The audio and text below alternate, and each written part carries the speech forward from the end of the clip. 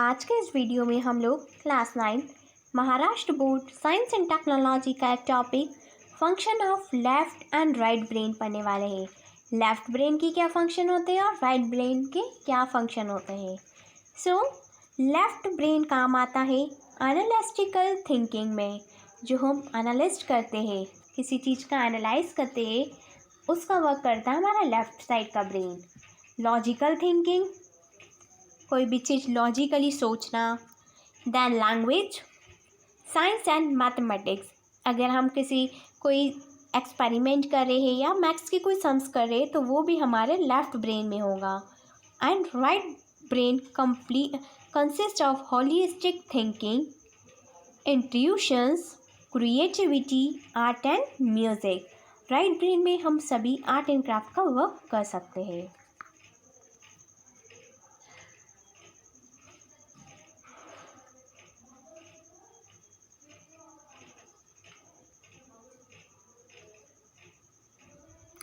Hello बच्चों, hi Purvi on behalf of personal tutor channel.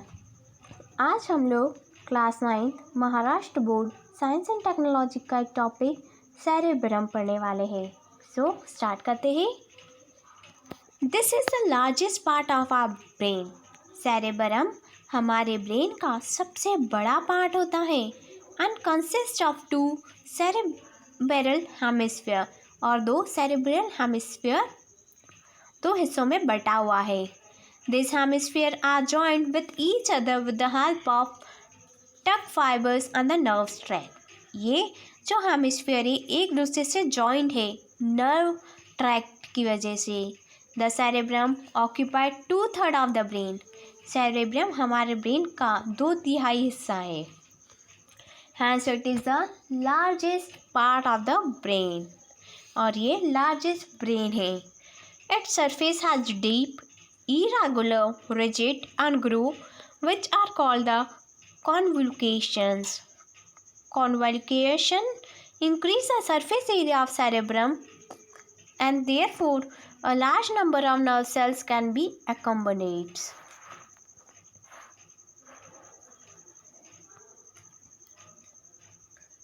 Cerebellum, this is the smaller part of the brain situated below the cerebrum. जो cerebellum है वो cerebrum के नीचे है और बहुत स्मॉलर पार्ट है cerebrum से।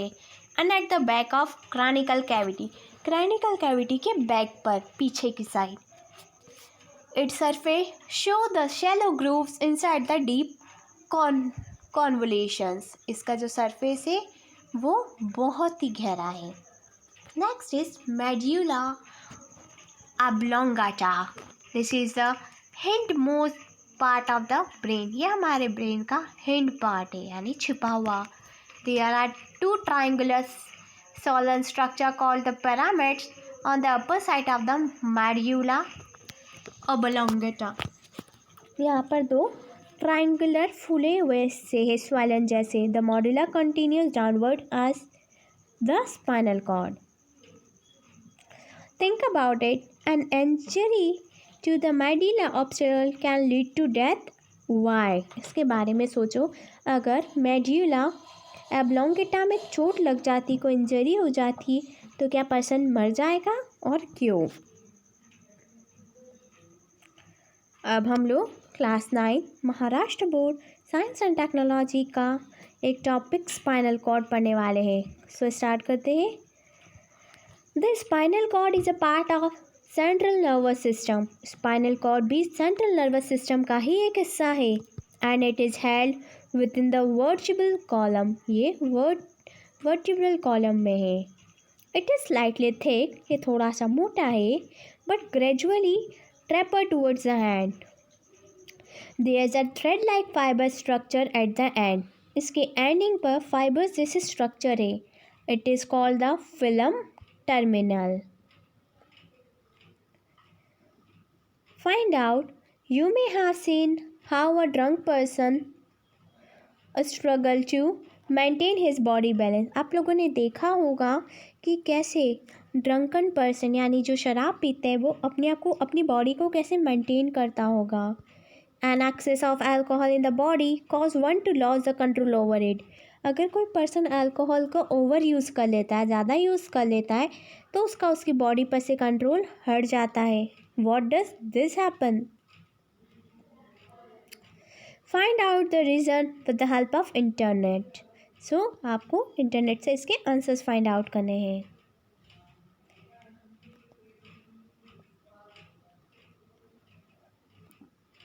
हेलो बच्चों, hi Purvi on behalf of personal tutor channel. आज हम लोग class 9 Maharashtra board science and technology का एक topic brain different regions and functions पढ़ने वाले हैं. सो स्टार्ट करते हैं.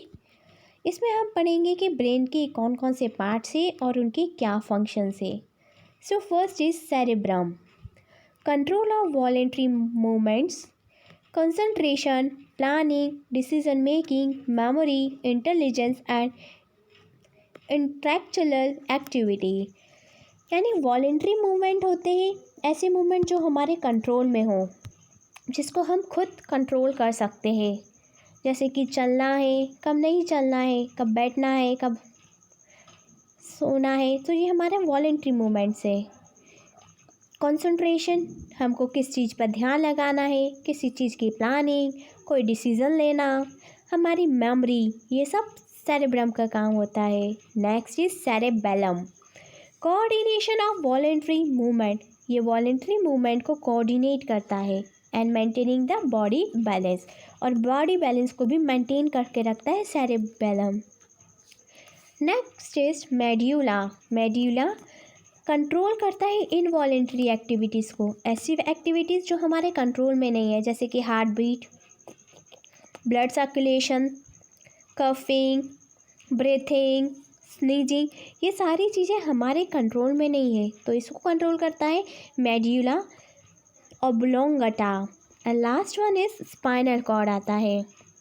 Spinal cord, conduction of impulse from skin towards the brain. यहाँ पर इम्पल्स का कंडक्शन होता है स्किन से ब्रेन की तरफ, and conduction of impulse from brain to muscles and gland. और फिर यही में से ऐसे इम्पल्स ऐसे मैसेज भेजता है ब्रेन से मसल्स की तरफ. Function as centre of coordination of reflex angle. यहाँ पर रिफ्लेक्स एंगल को भी कोऑर्डिनेट करता है ये.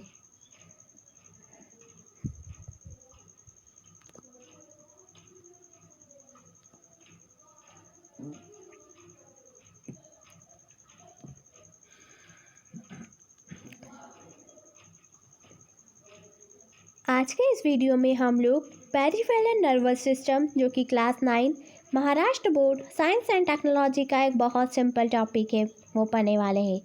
सो स्टार्ट करते हैं.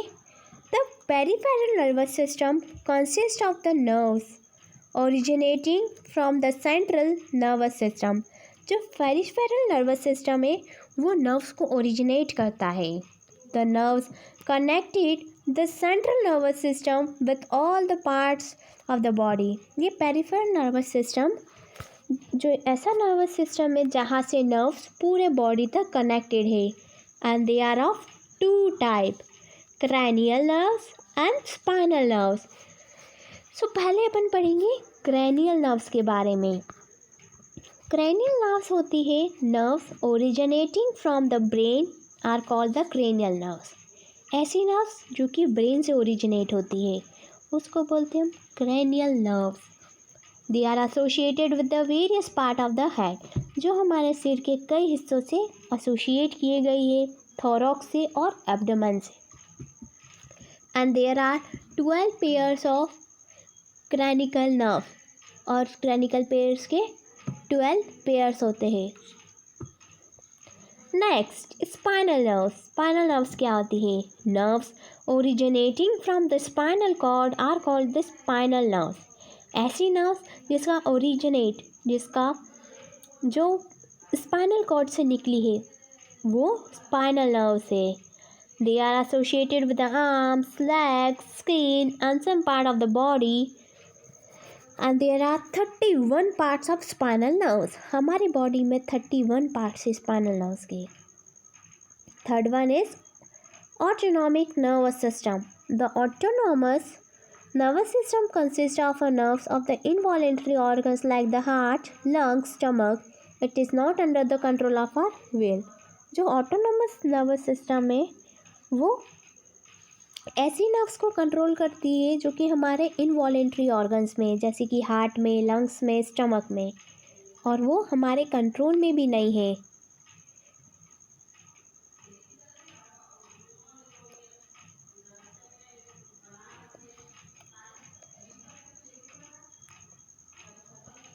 आज के इस वीडियो में हम लोग रिफ्लेक्स एक्शन, जो कि class 9 Maharashtra board science and technology का एक बहुत इम्पॉर्टेंट टॉपिक है।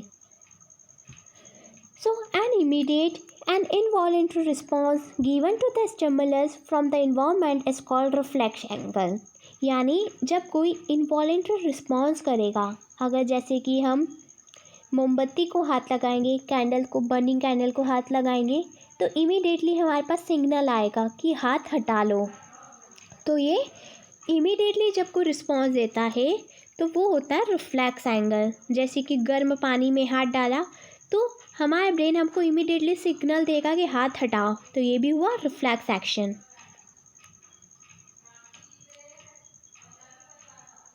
Sometimes we react to an incident without any thinking on our parts or the control over the reaction. कभी कभी ऐसा होता है कि हम किसी भी इंसिडेंट पर बिना सोचे समझे रिएक्ट कर देते हैं, क्योंकि वो रिफ्लेक्स एक्शन की वजह से होता है। हमारे माइंड को पता रहता है कि क्या हमारी बॉडी के लिए सही है और क्या नहीं है। This is the response given to the certain stimuli from the surrounding. ये हम खुद नहीं सोचते हैं, इवन जो हमारे स्टिमुलीज है वो हमको रिस्पॉन्स करने के लिए कहते हैं। In such situation, proper control and coordination is achieved even without the intervention of the brain. ऐसे सिचुएशन में प्रॉपर कंट्रोल और कोऑर्डिनेशन चाहिए, जिससे कि हम हमारे ब्रेन का प्रॉपर इंटरवेंशन कर सके।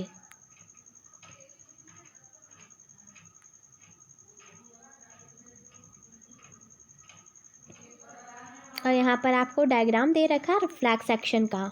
बच्चों, आई होप कि आपको ये वीडियो अच्छी लगी हो। And if you have any query related to this video, then comment in comment section. Thank you. Have a nice